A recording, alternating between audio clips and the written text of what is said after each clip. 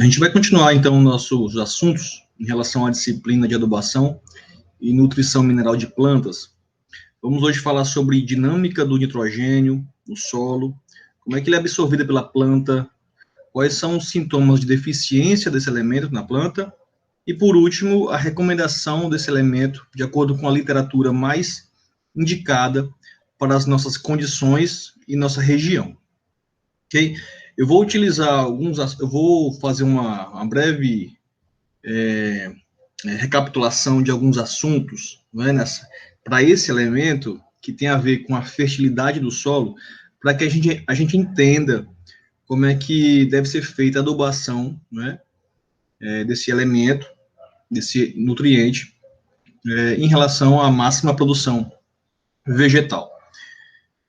Bom, só para a gente recapitular o ciclo do nitrogênio, para que a gente entenda a importância de manter substâncias que contêm esse nutriente, né?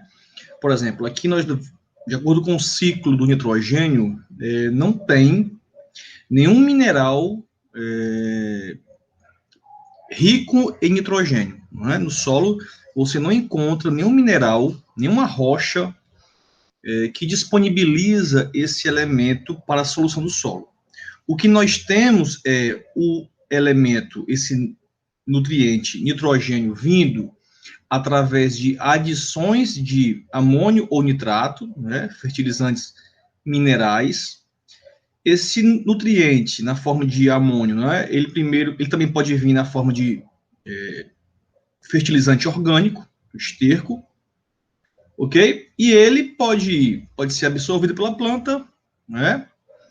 Pode se ligar à matéria orgânica do solo, pode ser nitrificado, né? Sofrer nitrificação e ser transformado em nitrato, que é o mais comum, o mais corriqueiro, é a transformação do amônio em nitrato em condições de oxigênio ideais, vamos dizer assim, né? Satisfatórias para as bactérias que transformam esse amônio em nitrato. E eles também podem ficar adsorvidos nas partículas de solo. Okay? Então, a matéria orgânica ela é a principal fonte desse nutriente no solo. E essa matéria orgânica ela vem da onde? Ela vem da decomposição de resíduos de plantas ou animais. Então vamos lá, para ser de forma bem simples. Da onde tem início o nitrogênio no solo? Tudo começa através do nitrogênio atmosférico. Esse nitrogênio atmosférico ele pode ser fixado por plantas leguminosas. Essas plantas leguminosas, por sua vez, se forem absorvidas por animais, entram no trato digestivo do animal, o animal excreta e esse nitrogênio que era da planta agora vai para o solo, através das excretas. Esse nitrogênio também pode ser fixado por descargas elétricas. Aqui não tem, né, nessa figura, mas o nitrogênio também pode entrar no solo através da transformação do nitrogênio atmosférico em nitrogênio assimilável. E através das descargas do céu, descargas elétricas, após uma chuva, esse nitrogênio pode entrar, pode vir a entrar no solo. Bom, se esse nitrogênio entra no solo, na solução do solo, através de ou nitrogênio vindo de descargas elétricas, ou mesmo esse nitrogênio que veio através da fixação por bactérias, esse nitrogênio ele não fica muito tempo da mesma forma. Ou ele é absorvido, ok? Pelas plantas, ou ele é rapidamente convertido em alguma coisa.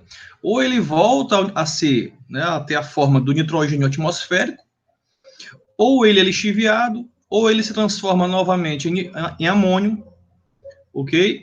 Ou ele mesmo fica adsorvido a partículas de solo. Dito isto, já que ele é muito dinâmico, esse elemento não é originalmente do solo, né, vamos dizer assim, ele tem a sua origem na atmosfera, assim como o carbono, são os dois elementos que têm a sua origem na atmosfera, Então, há uma dificuldade muito grande para que laboratórios de fertilidade de solo coloquem nos seus laudos a quantidade exata de nitrogênio, teor de nitrogênio assimilável pela planta, ok? Já que ele é muito dinâmico, ora ele está na forma de amônio, ou ora ele está na forma de nitrato, ou está sendo lixiviado, ou absorvido pelas plantas, ou absorvido pelas partículas de solo, ou mesmo voltando ao estado de nitrogênio atmosférico, os laudos de laboratórios não trazem, né, a quantidade de nitrogênio presente no solo. O que nós temos, geralmente, são as quantidades de fósforo, potássio, cálcio, magnésio e micronutrientes, ok? Bom, só de forma rápida, né? Como é que esse nitrogênio, como é a dinâmica básica desse elemento? Então, tudo começa através de depósitos orgânicos. Esses depósitos orgânicos, que pode ser uma planta em decomposição, um animal em decomposição, esses depósitos orgânicos, uma planta, por exemplo, em decomposição, ela tem na sua composição proteínas. Essas proteínas, por sua vez, quando são quebradas através de organismos decompositores, essas proteínas são transformadas em aminoácidos livres. Esses aminoácidos, por sua vez, se transformam em amônio, ok? Desculpa, amônia. Então, assim, esse amônio, né, por sua vez, ele, na presença do oxigênio, ele é nitrificado através de bactérias nitrificadoras. Então, o amônio, que é uma das formas de absorvidas pela planta, NH4+, ele sofre uma transformação em nitrato, que também é a segunda forma de absorvida pela planta. A principal forma, na verdade, absorvida pela planta é o nitrato. Bom, se esse amônio não for convertido em nitrato, por exemplo, numa condição de baixa oxigenação do solo, se esse amônio não for convertido em nitrato, se ele perder um oxigênio, ele se transforma em amônia. Amônia é um gás, e aí é outra perda de nitrogênio, né, para a atmosfera, através da amônia, um gás. Esse nitrato que foi transformado pelas bactérias, ele ou é absorvido pelas plantas, ou fica em solução do solo, ele é pouco absorvido pelo solo, porque são poucas as cargas positivas, mas esse nitrato também não fica por muito tempo disponível no solo. Esse nitrato, se não for absorvido pela planta, ele pode começar a sofrer um processo de desnitrificação. Por exemplo, em casos em que a bactéria precise recorrer a outra fonte de oxigênio, que não seja o gás, o oxigênio livre no solo, por exemplo, num caso de inundação do solo, essa bactéria ela vai recorrer a compostos que têm oxigênio e vai roubar esse oxigênio. Então, o nitrato que não for absorvido pela planta e não for lixiviado, ele pode sofrer o processo de desnitrificação, que é a perda do oxigênio que está presente no nitrato, e esse nitrato se transforma em nitrogênio elementar e é gasoso. Então, é outra perda de nitrogênio para a atmosfera. Então, existem duas formas de perder nitrogênio para a atmosfera. Um na forma de amônia, que é o caso do NH3, que é um gás. Se esse amônio não se transformar logo em nitrato e ele perder um hidrogênio, ele se transforma em amônia, vai para a atmosfera. Se ele se transformar em nitrato e não for absorvido prontamente, ou se ele não for lixiviado, ele também pode ser transformado em nitrogênio elementar, e dois nitrogênios combinados, uma ligação tripla, vira um gás, e também há uma perda desse nitrogênio do solo. Então, algumas coisas que tem que ser levado em consideração somente com esse slide. Adubação nitrogenada não deve ser feita em condições de baixa concentração de oxigênio no solo. Então, por exemplo, um solo com um nível de umidade muito alto, certo? Não é interessante fazer adubação nitrogenada, porque esse pouco oxigênio presente no solo, já que tem muita água no solo, pode fazer com que esse amônio não seja convertido em nitrato, e então esse amônio começa a ser transformado em amônia, e aí grande parte da adubação nitrogenada que você colocou se transformou em gás e foi para a atmosfera. Ok? Outra coisa interessante é que, eu até coloquei numa das questões que eu fiz para vocês, que esterco não curtido esterco com grande concentração de amônio, né? Já que depois das proteínas e aminoácidos, a próxima forma de nitrogênio é o amônio. Então, assim, esterco verde é esterco rico em amônio. Quando ele vai sendo envelhecido, vamos dizer assim, né, maturado, ele vai sendo um esterco que vai sendo transformado o amônio que ele tem em nitrato. E é o que mais interessa à planta. Por quê? Porque o amônio, ele é pouco absorvido e, em alguns casos, né, já tem isso na literatura, em uma certa concentração, que não é muita, ele é tóxico à planta. Principalmente porque ele acidifica muito a rizosfera. Esse hidrogênio aqui, ele é liberado quando esse amônio é transformado em nitrato, ok? Quando esse amônio é transformado em nitrato, além dele absorver oxigênio, as bactérias colocarem esse oxigênio ligado ao nitrogênio, há também uma liberação para o solo de hidrogênio, que antes estava contido no amônio. Então, há uma acidificação naquela rizosfera, quando há uma grande concentração de amônio, ok? E também há uma baixa assimilação, absorção desse amônio. Então, a planta não tem nem como absorver muito amônio para se livrar da acidez, porque ela absorve pouco amônio, ela absorve mais nitrato. Então, duas coisas que tem que ser levado em conta aí. A questão da natureza do resíduo orgânico, se ele está curtido ou não, e em relação à questão da concentração de oxigênio no solo na hora de se colocar o adubo nitrogenado. Bom, o nitrogênio, ele, na maioria das culturas, ele é o mais absorvido, né? Ele é o nutriente mais absorvido. Em segundo lugar, vem o potássio, mas não é assim em todas as culturas, ok? Em culturas, por exemplo, como a soja, né? Como o milho, ele é o mais absorvido, ok? Aqui, ó, nitrogênio. Deixa eu só voltar aqui rapidinho. Nitrogênio é o mais absorvido. Em segundo lugar, na soja, né? Em segundo lugar, o potássio. Em terceiro lugar, o cálcio. No caso do milho, o mais absorvido é o nitrogênio. Em segundo lugar, o potássio. Terceiro lugar, o fósforo, no caso do milho. Mas aí quando você verifica, por exemplo, fruteiras em geral, ok? As fruteiras absorvem mais o potássio. É o caso do tomate, por exemplo, né? Absorve mais o potássio, em primeiro lugar o potássio, em segundo lugar o nitrogênio. E também melancia, manga, melão, isso também se comporta assim. Então, o nitrogênio e o potássio ficam brigando sempre pelo primeiro ou segundo lugar na lista dos nutrientes mais absorvidos.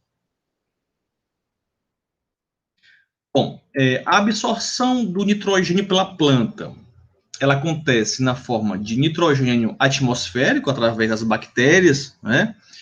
As bactérias absorvem esse nitrogênio atmosférico, e em contrapartida, a planta fornece açúcares para essas bactérias. Então, essa absorção pode ser na forma de nitrogênio atmosférico, de forma indireta, porque é a bactéria que absorve e passa para a planta. Essa absorção pode ser feita através do composto ureia, certo? Essa ureia, esse composto, ele pode ser absorvido tanto pelas raízes, como também pelas folhas, mas em pequenas concentrações. Então, existe adubação sendo feita, adubação foliar, mas lembrando que a adubação foliar é só um paliativo, a planta absorve em grande concentração, em grandes quantidades, os elementos, os nutrientes pelas raízes e de forma pequena quantidade ela absorve pelas folhas. Então, fazer uma adubação foliar geralmente é para corrigir nutrientes, né, principalmente micronutrientes, tá certo? Que são nutrientes que são requeridos em baixíssimas quantidades. Então, para esses elementos que são absorvidos em baixíssimas quantidades, são requeridos, uma adubação foliar pode ser interessante. Não é o caso do nitrogênio, viu, pessoal? Ele deve ser feito, a adubação deve ser feita principalmente em solo, próximo à raiz da planta. Outra forma de absorção é o amônio, certo? Lembrando que há uma confusãozinha no nome, né? Lembrando que essa forma aqui, NH4+, não é volátil, é o amônio. A forma NH3, que é um gás, é amônia. Ok, pessoal? A amônia não é interessante porque não fica no solo, ela volatiliza. O que é interessante para a planta é essa forma aqui, principalmente, né? O amônio e, mais ainda, o nitrato. Né? 90% da absorção do nitrogênio se faz na forma de nitrato.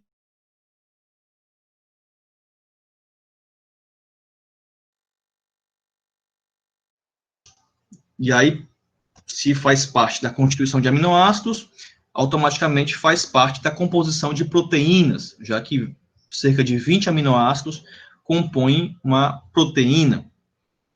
Ácidos nucleicos, ou seja, faz parte diretamente do DNA da planta e na estabilização da clorofila.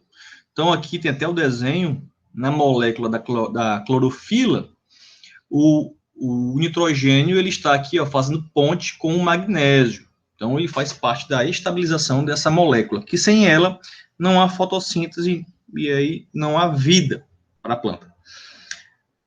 E também a questão da toxidez em plantas, que é uma coisa que eu não vou abordar agora, mas só de forma simples, eu vou falar para vocês o seguinte: existem pesquisas que sugerem que há realmente uma toxidez desses elementos em maior concentração no solo, mas há também trabalhos que dizem que é possível que não haja bem uma toxidez do elemento em si.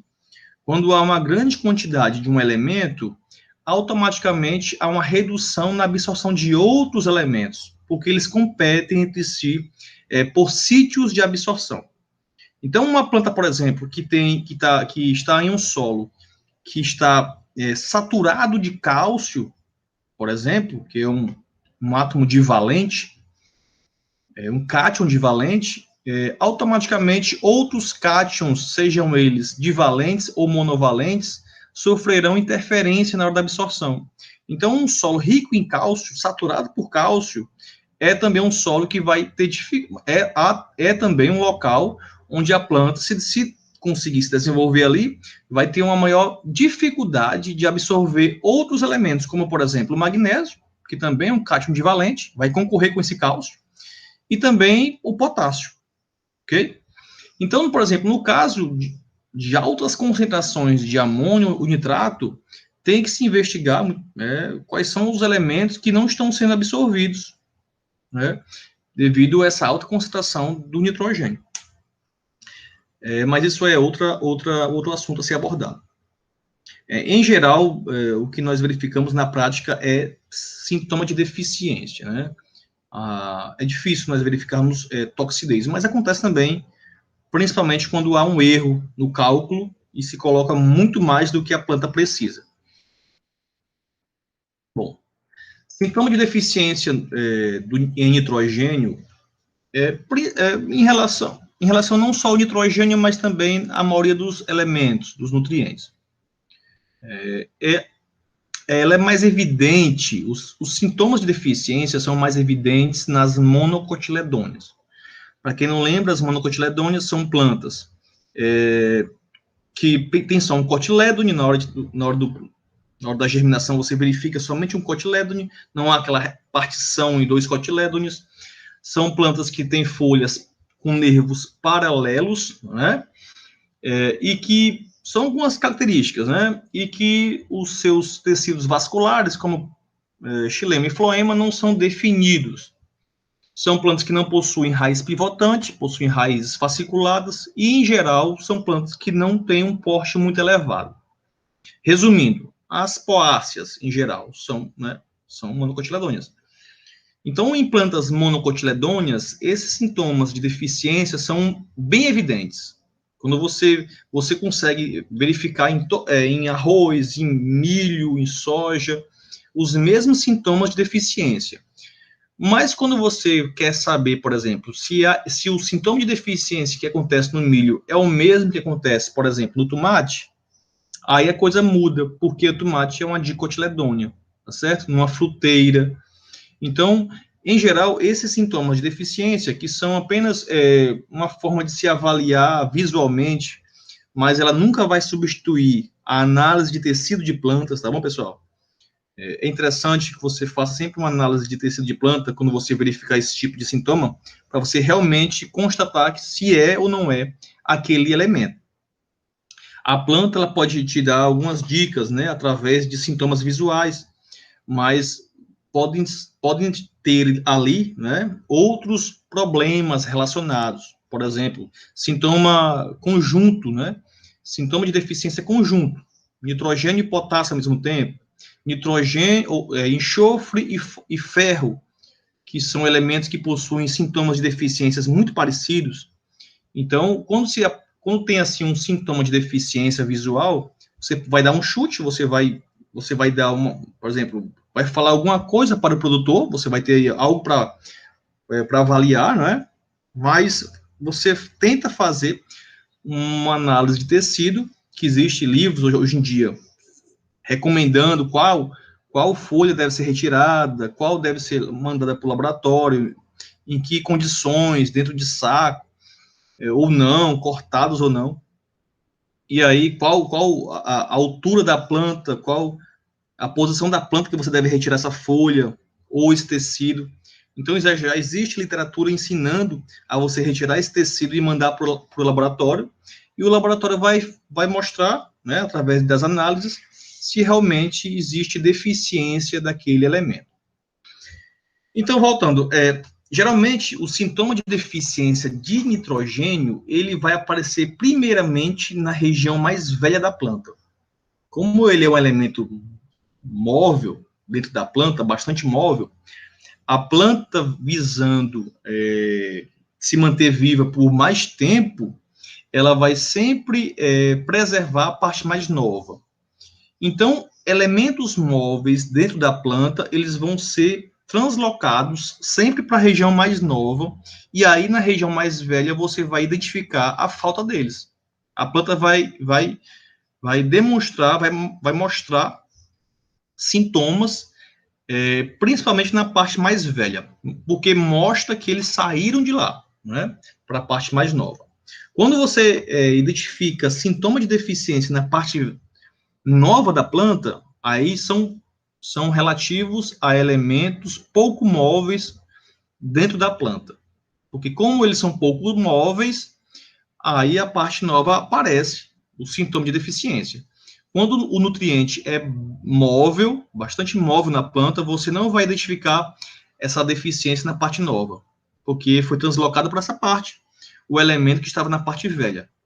É o caso do nitrogênio. Então, em plantas monocotiledôneas, aí vem milho, cana-de-açúcar, sorgo, arroz, trigo, você vai encontrar na parte mais velha, nas folhas mais velhas, uma clorose que começa da ponta da folha para o meio, ok? Você identifica dessa forma. Então, se nas folhas velhas estiverem amarelando aqui, né, de forma clorótica, uma clorose da ponta para o meio, é sintoma de deficiência de nitrogênio. Outro sintoma visual é redução do crescimento. As plantas ficam pequenas, mas elas não ficam anãs, tá bom, pessoal? Há uma diferença de ficarem pequenas e de ficarem anãs. Isso aí já é outro sintoma de deficiência, o sintoma de deficiência de zinco. Então, plantas pequenas que não são anãs, elas continuam com os entrenós, largos, tá bom? Largos. Quando a planta ela é anã, vamos dizer assim, tem nanismo, esses entrenós aqui, pessoal, são bem curtos. Não é o caso do sintoma de deficiência de nitrogênio. É somente uma redução do porte.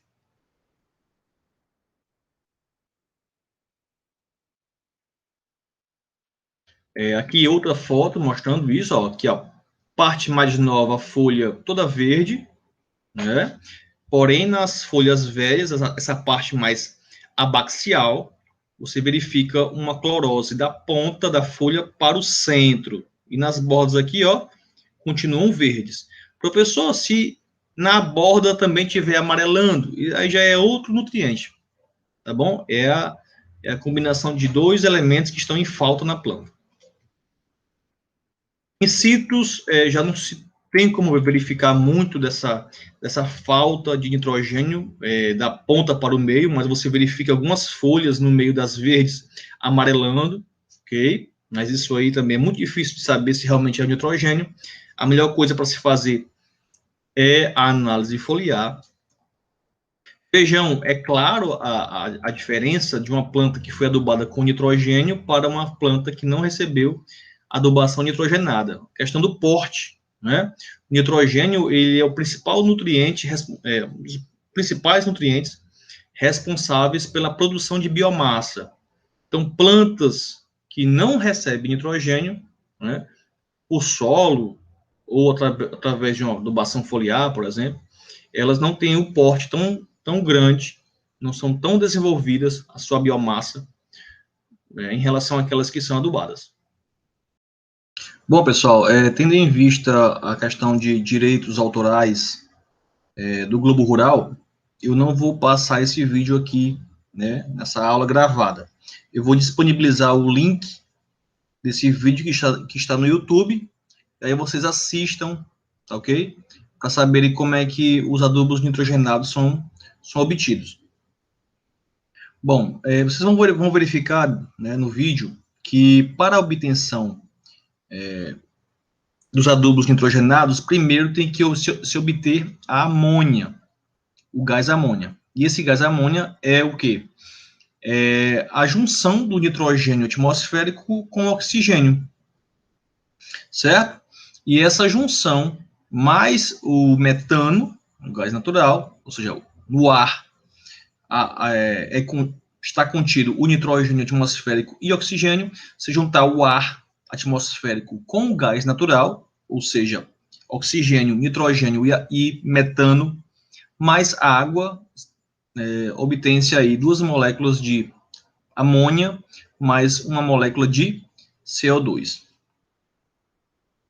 Bom, com a amônia, que é a base para a fabricação dos adubos nitrogenados, dependendo da combinação dessa amônia, você vai ter vários tipos de adubos nitrogenados. Por exemplo, amônia mais oxigênio, você tem aí o óxido nitroso, nitrato, né, ácido nitroso, e aí junto com esse ácido nítrico, né, ácido nitroso, junto com o fosfato de ródio, você tem os nitrofosfatos.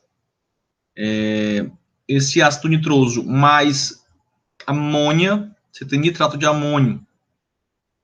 Esse ácido nitroso mais carbonato de sódio, você tem o nitrato de sódio.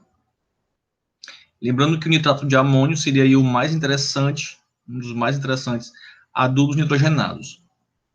E aqui tem um erro, viu, pessoal? Okay? Aqui é NO3, não NaO3, tá certo? Porque aqui é o sódio, né? Não contém sódio. Nitrato de amônio não contém sódio, contém somente o amônio e o nitrato. No caso do nitrato de sódio, sim, tem o nitrato e o sódio aqui. Se você se juntar, né, na fabricação a complexação da amônia com o ácido sulfúrico, você tem um sulfato de amônio, que é o segundo dos principais adubos nitrogenados. Primeiro vem ureia, depois vem sulfato de amônio. Se a amônia for combinada com CO2, você tem a ureia, né? Voltando aqui, né? A ureia seria aí o primeiro fertilizante aí a ser formado, principalmente porque se juntar aí a amônia com o gás carbônico, você teria a ureia, que é o principal adubo nitrogenado. Em segundo lugar, vem o sulfato de amônio e depois o nitrato de amônio. E tem outros também que são bem utilizados, como o MAP e o DAP, mas isso aí a gente vai falar depois, quando falar sobre adubação fosfatada, porque o fosfato de amônia seria aí um adubo misto. Amônia junto com nitrato de amônio, mais ureia, mais água, você teria aí soluções ácidas, ok? Então, várias soluções ácidas utilizadas em laboratório, principalmente. E, por último, a amônia junto com o H3PO4, o ácido fosfórico, você teria aí o fosfato de amônia, que são adubos solúveis contendo fósforo e nitrogênio, principalmente sendo utilizados principalmente na fertirrigação.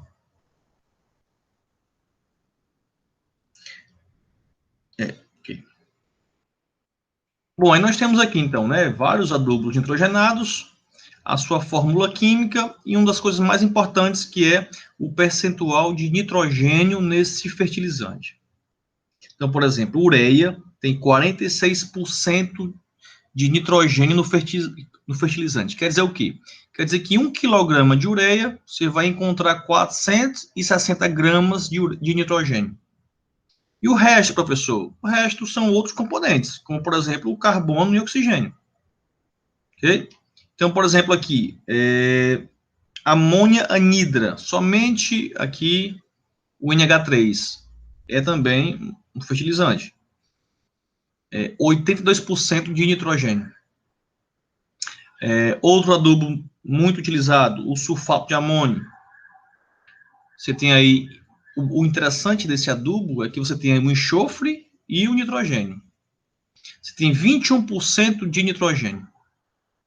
E por último aqui, um dos mais comuns e interessantes adubos, o nitrato de amônio, que contém as duas formas, as principais formas de absorção pela planta, tem 34% de nitrogênio. Ou seja, 1 kg de nitrato de amônio vai ter 340 gramas de nitrogênio. E essa última coluna aqui, pessoal, que vai dizer o seguinte, vai dizer a quantidade de carbonato de cálcio necessária para neutralizar 1 kg desse adubo nitrogenado.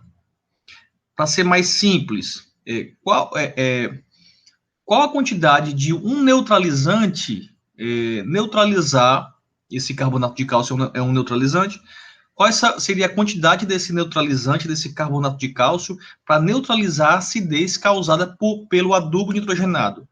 Porque esses adubos nitrogenados, como vocês podem verificar, eles sempre têm aqui, ó, na sua composição, o hidrogênio. Então, se na composição desse adubo tem hidrogênio, quando eles estiverem no solo, na hora das transformações químicas que vão acontecer, esse hidrogênio vai ser liberado para os colóides, para a solução do solo. E nós sabemos que hidrogênio sendo incorporado no solo é a acidez aumentando, né? É pH diminuindo. Isso não é interessante para as plantas, principalmente no valor de pH menor do que 5,5. Então, por exemplo, o adubo que nós temos aqui, o fertilizante que nós temos aqui, que requer a maior quantidade de carbonato de cálcio, de um neutralizante, seria o sulfato de amônio. 5,2 kg de carbonato de cálcio para neutralizar 1 kg de sulfato de amônio. O que quer dizer isso? Quer dizer o seguinte, ó, se você for utilizar o sulfato de amônio, é interessante pelo um ponto, porque ele tem enxofre, que também vai servir como um fertilizante, né? Para as plantas.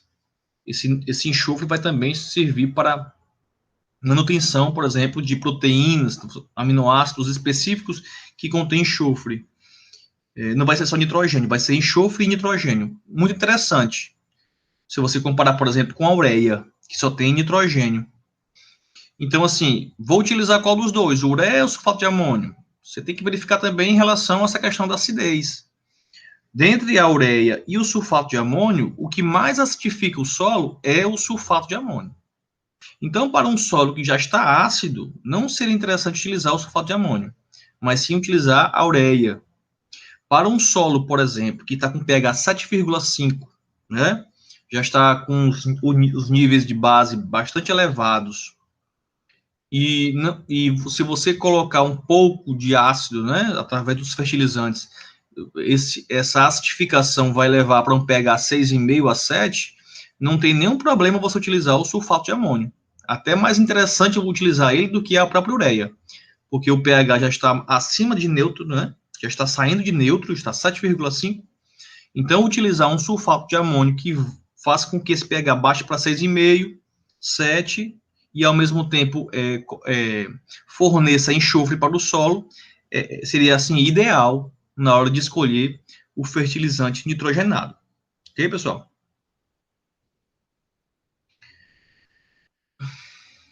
Então, nós temos aqui vários fertilizantes, dentre eles o principal, ureia, nós temos os fosfato de amônio, o MAP e o DAP.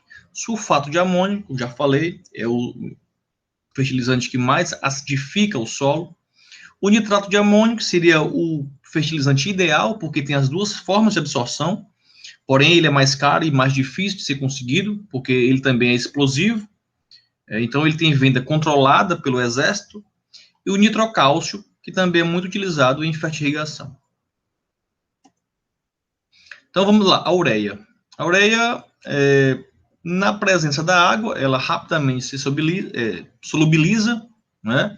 E aí essa ureia, após solubilização com a água, ela se transforma em duas moléculas de amônia, okay? Uma molécula de gás carbônico e água. Essas duas moléculas de amônia mais hidrogênio do solo, presente no solo, formam duas moléculas de amônio. Pronto, este amônio ele pode ser absorvido pela planta, né? E ele pode continuar aí uma sequência de reações agora com bactérias nitrificadoras que transformam esse amônio, né? Lembrando, amônia é o gás e o amônio, né, nutriente absorvido pela planta. Esse amônio agora, né, segue outro caminho, agora somando-se a 3 moléculas de O2, e aí formando NO2-, continuando NO3-. Esse NO3-, né, que foi obtido através das transformações de bactérias, ele pode ser absorvido pela planta, é a forma mais absorvida pela planta. Também pode sofrer desnitrificação, como nós já conversamos, perder esse oxigênio e se transformar em N2 atmosférico, esse N2 volatiliza. Esse NO3 também pode ser rapidamente lixiviado, porque nós sabemos que os coloides do solo, em sua maior quantidade, são negativos, né? Então, a dissorção é feita principalmente em maior quantidade em cátions, não em ânions. Então, são poucas cargas positivas no solo. Então, geralmente, os ânions ficam mais suscetíveis à lixiviação. Fatores que aumentam a eficiência na absorção do nitrogênio, principalmente pelo uso da ureia. Vamos lá. Primeira coisa que nós temos que fazer é correção de solos alcalinos, né? pH maior que 7. Nós temos que sempre deixar o solo em pH neutro ou 6,5 para ter uma maior eficiência no uso da ureia. Ok? Evitar a temperatura elevada. Isso porque temperatura elevada duplica, vamos dizer assim, né? Dependendo do nível, mas duplica ou até triplica as reações bioquímicas do solo. Então, micro-organismos que poderiam estar, por exemplo, transformando o amônio em nitrato, ele é comprometido.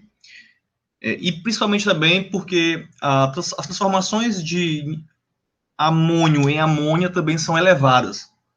Então, há uma perda maior do nitrogênio na forma de gases quando a temperatura é elevada. Parcelar a dose recomendada em 2 ou 3 vezes ao longo do ciclo da cultura. Como nós já estamos conversando sobre essa questão da perda de nitrogênio, seja ela por volatilização na forma de amônia ou na forma de nitrogênio atmosférico, porque o nitrogênio foi desnitrificado por bactérias, e como a planta não consegue absorver todo o nitrogênio de uma vez só, né, ela vai absorvendo ao longo do tempo. Então, o que ela não absorve rapidamente pode ser convertido em essas formas voláteis.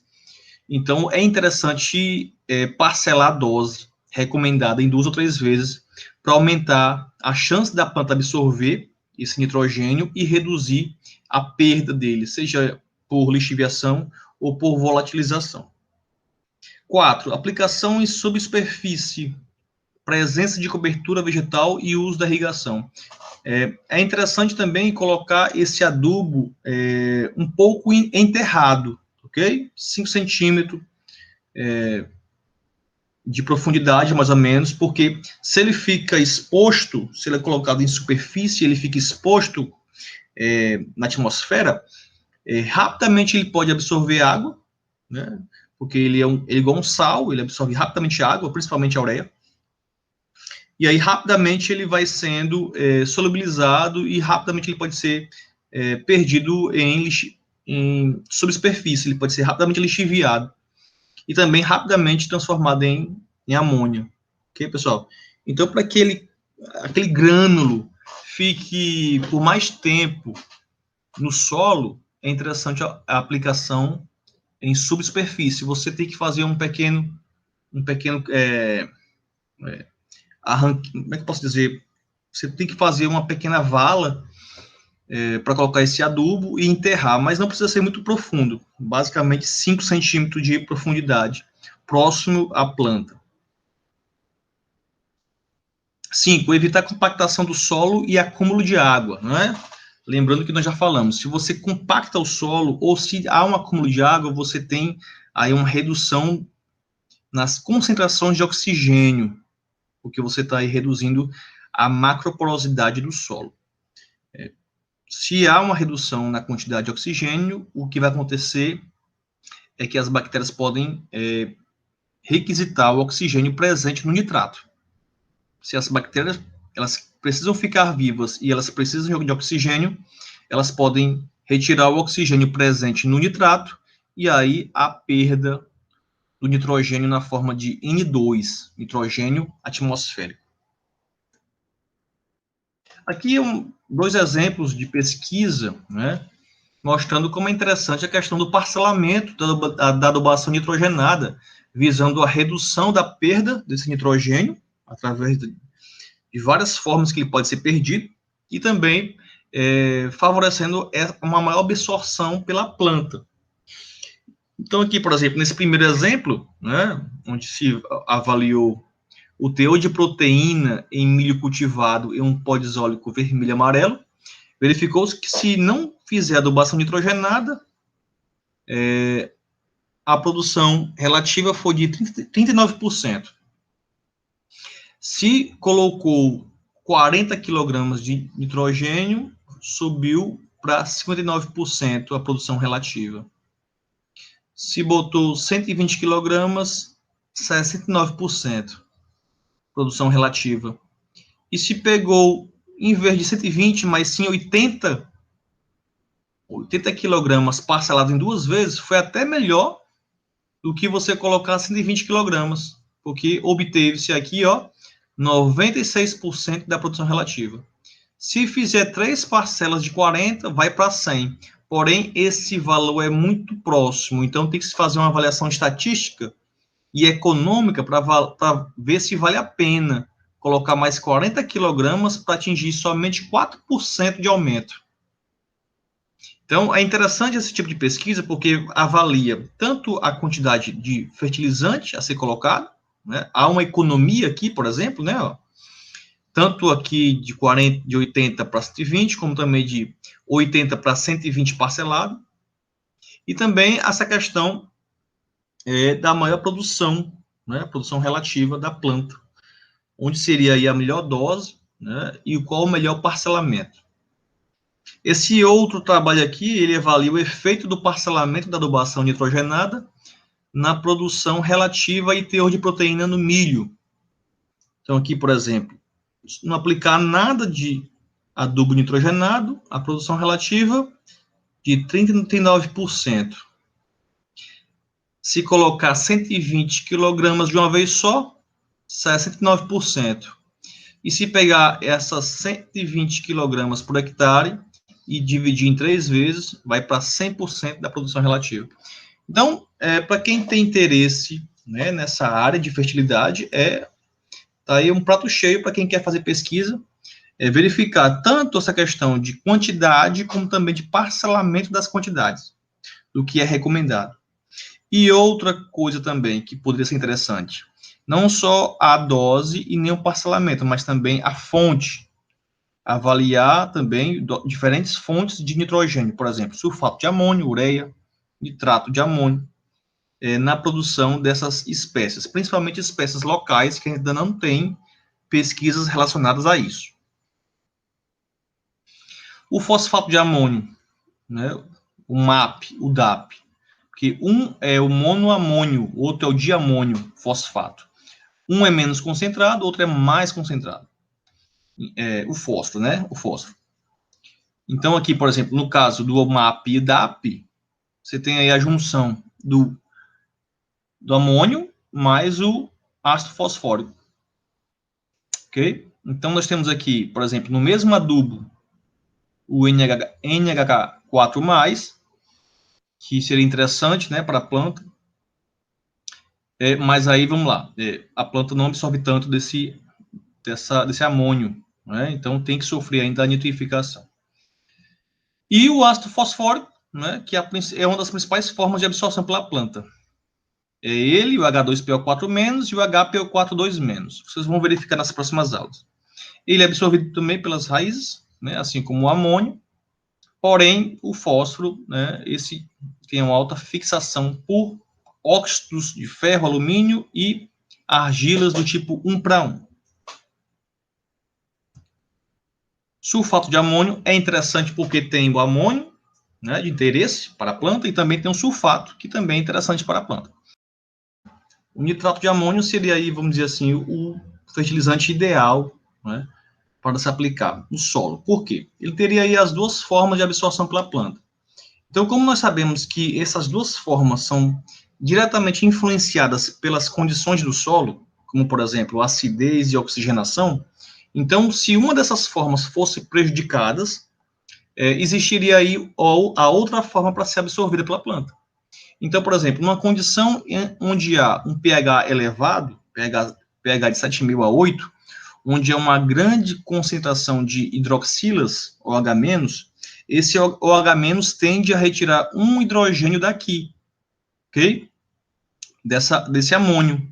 E aí, se esse amônio aqui, ó, NH4+, se esse NH4+, perder um hidrogênio, ele vira NH3, que é amônia, e aí volatiliza.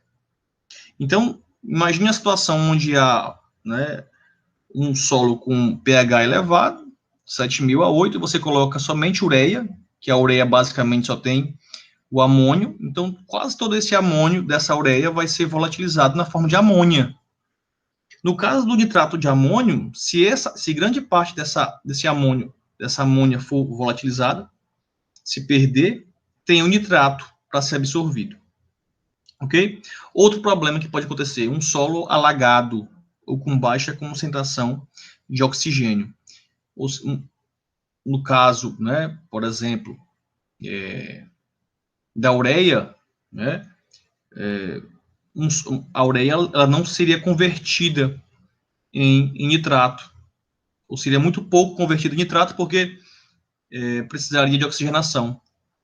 Oxigênio para que as bactérias peguem esse amônio, né, junte com o oxigênio e formem o nitrato. Outra coisa também, outro problema também que poderia acontecer é, por exemplo, um solo alagado também, onde já existe esse nitrato pode ser desnitrificado, pode perder esse oxigênio, para as bactérias, devido à falta desse oxigênio, elas precisam ficar vivas. Então, se elas pegarem esse oxigênio, esse nitrogênio vai ser volatilizado na forma de gás nitroso. E aí, no caso, por exemplo, se isso acontece no solo, mas se o adubo tem as duas formas, por mais que perca, né, esse nitrato, a planta vai poder ainda absorver o amônio, ok? Então, existem vários fatores, né, tipo de solo, precipitação, presença ou não de oxigênio, pH do solo, tudo isso tem que ser levado em conta na hora de fazer adubação nitrogenada. O nitrocálcio também é muito interessante, porque além do nitrato de amônio, tem também o carbonato de cálcio e o carbonato de magnésio, né?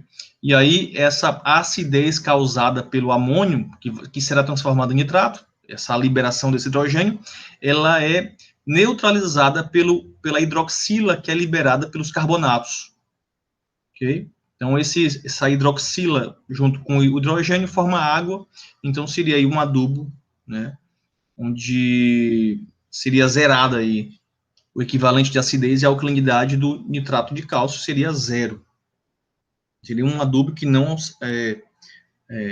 acidificaria o solo. Bom, já existem algumas tecnologias que né, tem uma proposta, né, propõe um menor contato desse adubo com o solo, né, para que ele seja liberado lentamente. Então, já existem alguns materiais, por exemplo, plástico, isopor, teflon, hidrogéis, que criam uma capa sobre essas partículas, esses fertilizantes nitrogenados, para que reduza, né, o contato dele com o solo e assim aumente a sua eficiência, aumente o seu tempo de vida, o tempo de exposição para a planta. Então, por exemplo, já tem ureia, MAP, KCl revestido com polímeros, né? Isso favorece a maior permanência desse fertilizante no solo.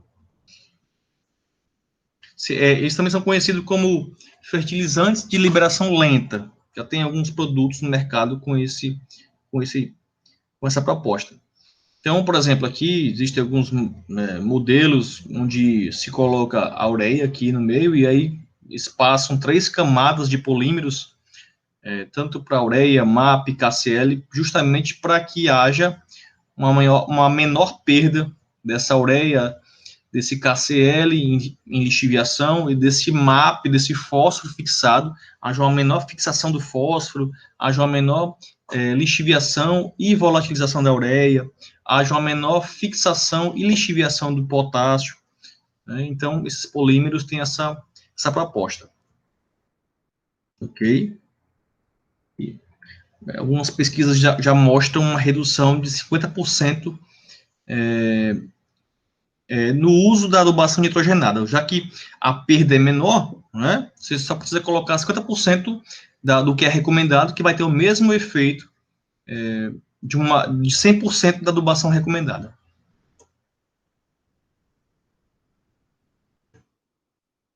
E agora vamos finalizar com uma recomendação de adubação. Bom, pessoal, como eu já falei na primeira aula, essas recomendações, elas precisam levar em conta o estado e a cultura. Cada estado deveria, eu digo assim, deveria, porque nem todo estado tem, como, por exemplo, o Maranhão não tem um livro de recomendação para adubação e calagem. Okay? O Ceará tem esse livro de recomendação, mas está bem antigo, já é bem ultrapassado. Existem também outros livros que fazem uma certa recomendação, mas não é, por exemplo, esse primeiro aqui é um livro publicado em Portugal, então não parece muitas vezes com os nossos solos, com as nossas culturas, mas eles também propõem algumas concentrações, algumas quantidades de fertilizantes para determinadas culturas. Mas assim, nós temos um livro que é de 2004, que foi publicado pela Embrapa, que seria o livro mais recomendado para nós aqui no Maranhão, que é o livro de recomendação de corretivos e adubos para o bioma cerrado. Como o Maranhão está dentro dele, né, seria, assim, o livro mais indicado para recomendação de adubos para as culturas locais. Porém, o livro também aqui utilizado no Ceará, ele não foge muito, né? É um estado com um clima parecido em alguns aspectos, porque o Maranhão, por ser um estado de transição, algumas regiões do Maranhão são muito parecidas com a região do Ceará, né? Como também algumas regiões, algumas partes do Maranhão, algumas regiões do Maranhão, são muito parecidas com a região norte. Mas aí eu indico que vocês utilizem esse livro aqui. Esse livro já está disponível para venda na livraria da Embrapa, UFV, e eu vou colocar aqui alguns prints, tá bom? Das partes onde ele recomenda para algumas culturas a quantidade de nitrogênio, fósforo e potássio. Então vamos começar com nitrogênio. Na próxima aula a gente fala sobre fósforo e potássio com as mesmas culturas, tá ok? Bom, milho, né? Se nós formos lá na página, né, de recomendação de adubos para milho, nós verificamos uma recomendação tanto para semeadura, certo? Na hora de semear o milho. E aí você precisa ler o livro, porque ele vai te indicar se seria 5 dias antes da semeadura, ou é no momento da semeadura, um pouco abaixo da semente. Então, dependendo da cultura, ele vai fazer essa recomendação. Então, lá nesse livro, você vai encontrar a adubação de semeadura, o que é recomendado para ser colocado na semeadura, como também a adubação de cobertura, que seria uma adubação 30 dias após a germinação ou 45 dias após a germinação. Então, nesse livro, por exemplo, diferente da recomendação do Ceará, ele faz uma expectativa de rendimento.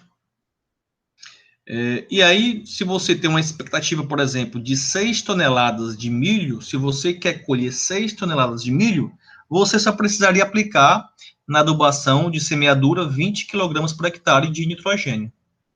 Não, professor, mas eu tenho dinheiro, eu consigo aplicar 30, né?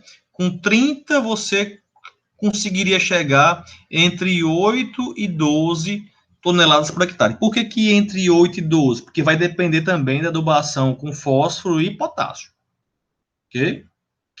Então, aqui, só em relação ao nitrogênio, tá bom, pessoal? Então, tem aqui a expectativa de rendimento, você pode colocar a quantidade que você pretende ter, pretende produzir desse milho, então, aqui você verifica. Adubação de cobertura também da mesma forma, uma expectativa de rendimento entre 6 e 12 toneladas por hectare de milho, e aí essa quantidade de nitrogênio a ser aplicada vai aumentando. Então, por exemplo, se você pretende ter uma expectativa de rendimento de milho de 8 toneladas por hectare, você precisa aplicar 30 quilogramas de nitrogênio na forma de ureia, sulfato de amônio, nitrato de amônio, aí depende de você, depende da quantidade, depende do que você tem disponível na sua região. Se você tiver vários adubos nitrogenados disponíveis, você faz o cálculo para o mais barato. E também você verifica também, né, se você quer, por exemplo, aplicar enxofre junto, você vai aplicar sulfato de amônio. Mas aí tem que verificar se o solo está corrigido, né? Porque se já estiver ácido, vai ficar mais ácido ainda. Então, por exemplo, no caso, se você for ter uma expectativa de rendimento de 8 toneladas por hectare, você aplica 30 quilogramas de nitrogênio na semeadura e aplica 70 quilogramas na cobertura. De preferência que esse 70 seja parcelado em 2 vezes, tá bom? 2 de 35. Então, depois, na próxima aula, nós vamos continuar, só que vamos falar em relação ao fósforo e potássio. Um exercício aqui. Qual a quantidade de ureia, sulfato de amônio e nitrato de amônio em semeadura e cobertura para um rendimento de 10 toneladas por hectare de milho? 10 toneladas. Então, vamos voltar aqui rapidinho. Para 10 toneladas por hectare, aqui eu devo aplicar 30 quilogramas de nitrogênio na semeadura e aplicar mais 130 quilogramas de cobertura. De preferência que esse 130 seja parcelado em 2 ou 3 vezes. Então, se eu somar 30 mais 130, dá 160, não é? Então, deixa eu botar aqui. Opa, volta aqui. Não. Daqui a pouco vamos começar a fazer aqui as resoluções, aí vocês vão verificar essa soma aí. B. Teoricamente, qual adubo mais vantajoso do ponto de vista econômico? E aí você precisa ter as quantidades, né? Os percentuais desses adubos e o preço deles em toneladas. Ou então em quilograma.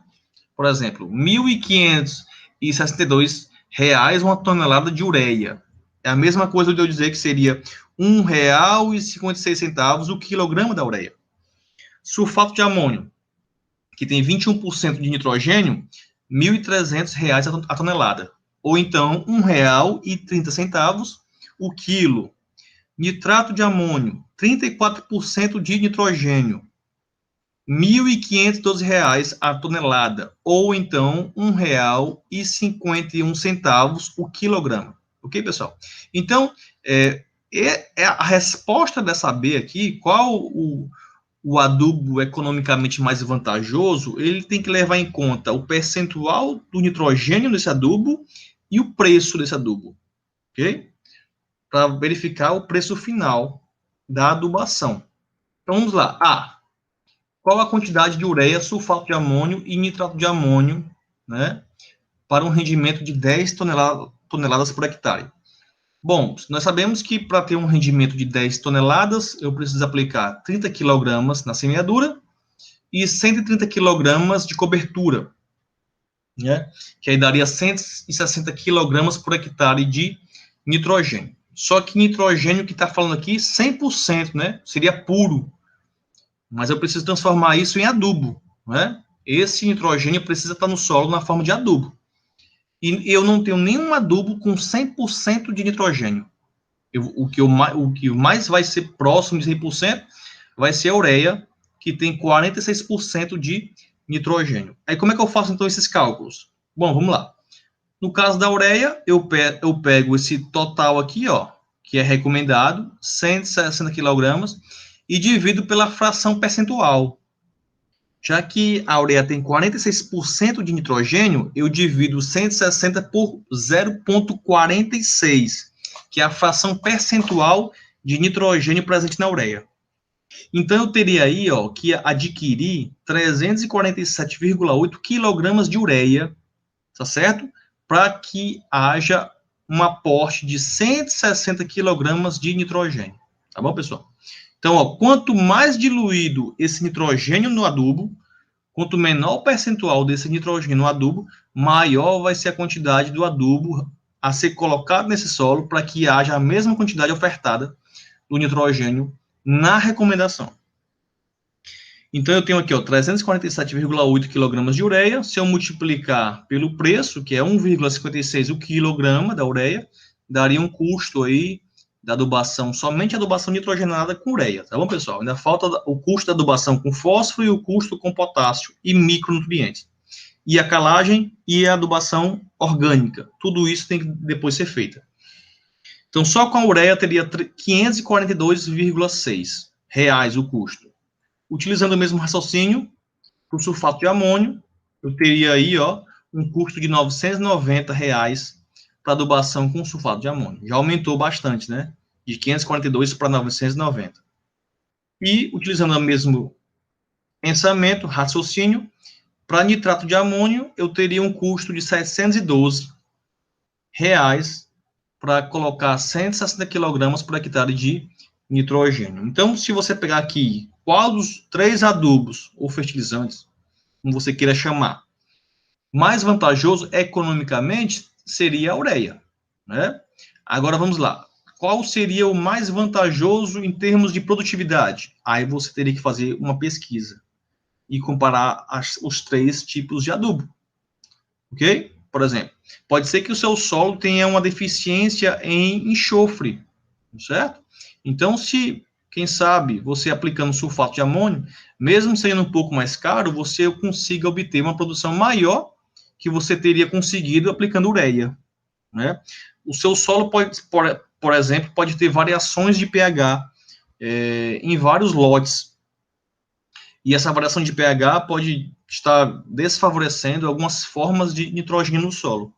Então, quem sabe o nitrato de amônio não seria mais interessante, né? Para casos onde o amônio está sendo convertido em amônia e sobra o nitrato, né, no adubo. No caso onde o nitrato está sendo desnitrificado, a planta está absorvendo o amônio, porque o adubo tem as duas formas. Então, quem sabe o nitrato de amônio, mesmo sendo um pouco mais caro do que a ureia, não é mais vantajoso e as plantas alcançam uma maior produtividade. Então, pesquisa, né, tem que ser feita em campo, certo? A pesquisa tem que ser feita em campo, principalmente quando não tem essas informações na literatura para a sua região, para a produção que você espera obter. Então, pessoal, a gente fica por aqui, tá bom? Eu vou colocar esse vídeo disponível no YouTube e na próxima aula a gente continua falando sobre fósforo. Um abraço a todos.